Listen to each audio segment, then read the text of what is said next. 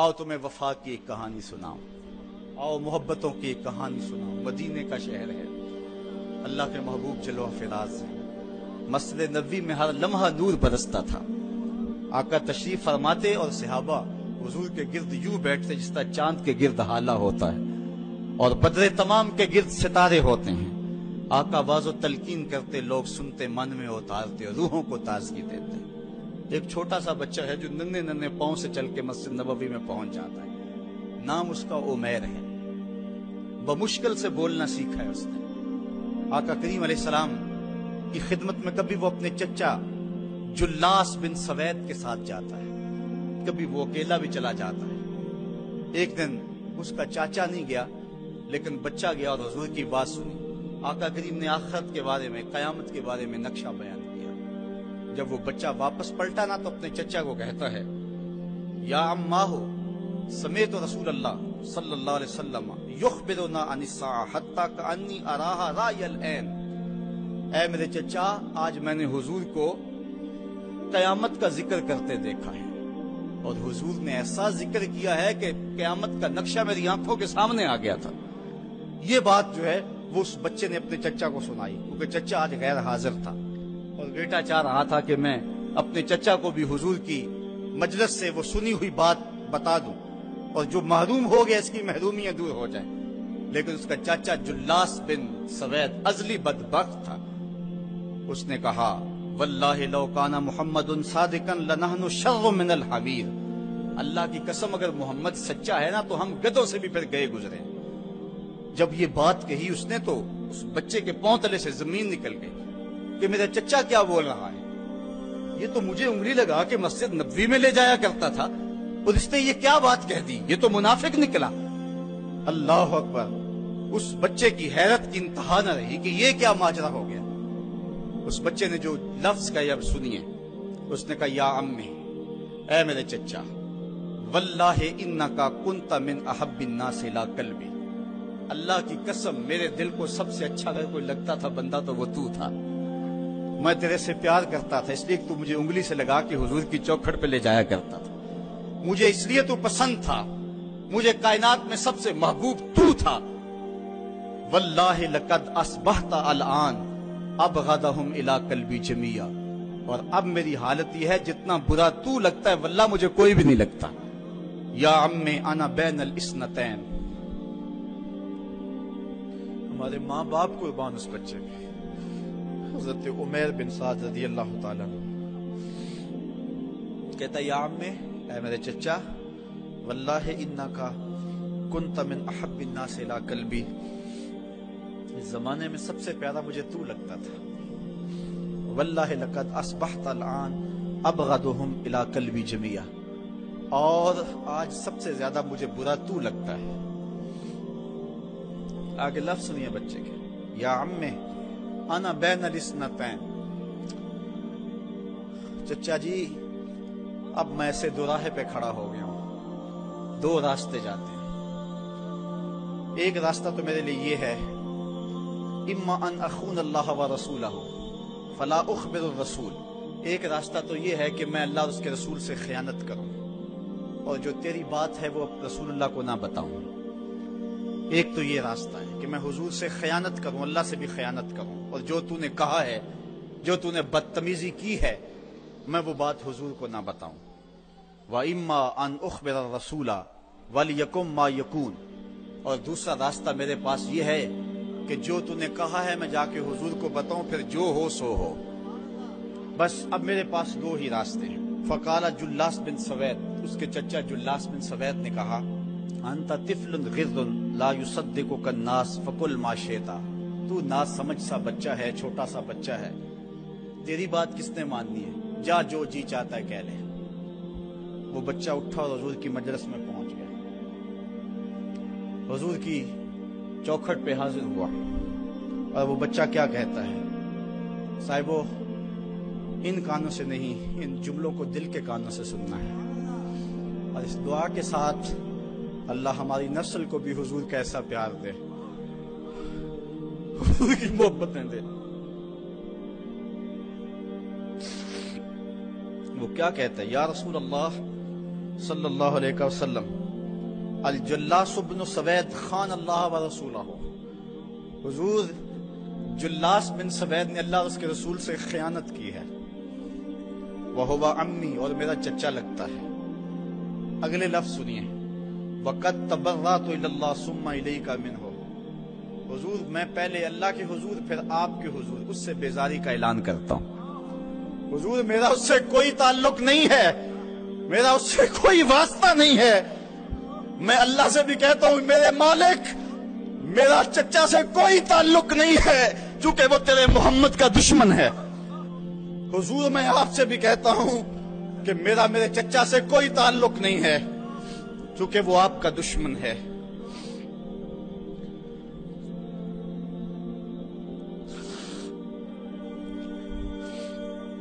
کالا وماذا قال، حضور نے فرمایا بچے اس نے کیا کہا ہے؟ بچے نے ساری کہانی سنا دی کہ میں نے آپ کی تقریر سنی، آپ کی گفتگو سنی اور جا کے بتائی تو اس نے کہا کہ اگر وہ سچے ہیں تو پھر تو ہم گدھوں سے بدتر ہو گئے۔ حضور نے صحابہ کو بلایا، کہا کہ یہ واقعہ پیش آیا ہے، بتاؤ کیا کریں؟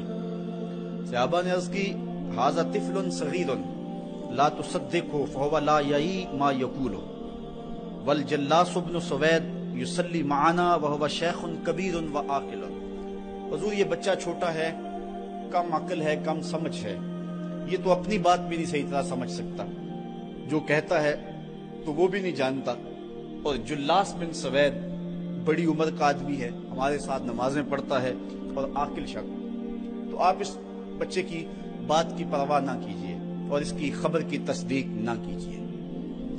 ادھر جلاس بن سوید کو جب پتا چلا تو اس نے بھی قسمیں کھانی شروع کر دی کہ میں نے تو کوئی بات کہی نہیں ہے، ایک چھوٹے سے بچے نے جا کے ویسے ہی بات کر دی۔ تو حضور نے اس بچے کی بات کو نظر انداز کیا صحابہ کے کہنے پہ۔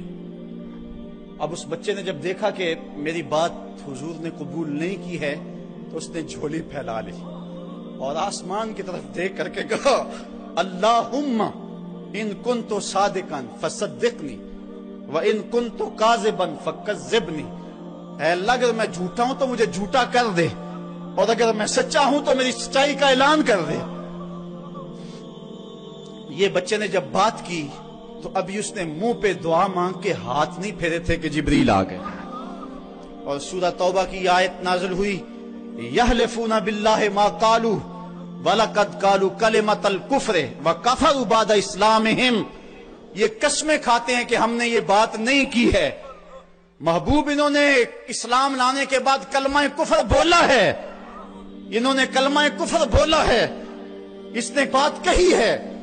تو اللہ تعالیٰ کے محبوب نے اس بچے کو اپنے پاس بلایا، کہا مرحبا بالذی صدقہ ربہ من فوق سبع سماوات، خوش آمدید وہ بچے جس کی 7 آسمانوں سے اوپر رب نے بھی گواہی دی ہے، جس کی رب نے بھی گواہی دی ہے۔ پھر حضور نے اس بچے کے کان کو پکڑا اور فرمایا وفت اذنک یا غلام وصدقک ربک، بچے تیرے کان نے ٹھیک ہی سنا تھا اور تو وہ ہے جس کی گواہی اور جس کی تصدیق میرے رب نے فرمائی۔ اللہ اکبر۔ حضرت عمر رضی اللہ تعالیٰ عنہ کا دور آیا تو انہوں نے حضرت عمیر بن سعد انصاری رضی اللہ تعالیٰ عنہ کو حمص کا گورنر بنا دیا، اور پھر جب وہ فوت ہوئے تو حضرت عمر روئے، فرماتے کاش کہ میرے پاس عمیر جیسا کوئی دوسرا آدمی ہوتا اور میں مسلمانوں کی محافظت کے لیے اسے مقرر کرتا۔ اللہ اکبر۔ تو حضور علیہ الصلوۃ والسلام کی محبت اور حضور کے ساتھ وفا کا یہ رشتہ اور یہ تعلق اور یہ گہرا ربط اللہ تعالیٰ کی محبت کا بندے کو مستحق کرتا ہے۔ اللہ نے بھری بزم کے اندر اس بچے کو عمیر بن سعد رضی اللہ تعالیٰ عنہ کو جھوٹا نہیں ہونے دیا۔ تو اقبال کہتا ہے کی محمد سے وفا تو نے تو ہم تیرے ہیں، یہ جہاں چیز ہے کیا لوح و قلم تیرے ہیں۔